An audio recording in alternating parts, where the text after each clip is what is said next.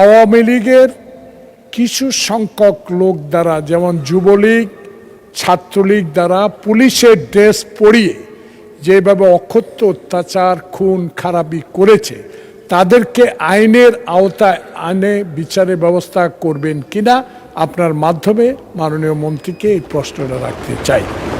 মাননীয় মন্ত্রী মহোদয়, জুলাই অভ্যুত্থানকারীদের, জুলাই যোদ্ধাদের বিরুদ্ধে, সাধারণ জনগণের বিরুদ্ধে যারা সশস্ত্র হামলা চালিয়েছে, যে ড্রেস যেটাই হোক, সেটা যেই বাহিনীর ড্রেসই হোক, এবং আওয়ামী সন্ত্রাসী গোষ্ঠী, যুবলীগ, ছাত্রলীগ, যারা যেই বাহিনীর ড্রেসই পড়ুক, তারা সবাই অপরাধী এবং তাদের বিরুদ্ধে মামলা দায়ের হয়েছে, না হলে আপনারা দায়ের করবেন এবং সকল মামলার সুষ্ঠু তদন্ত হবে।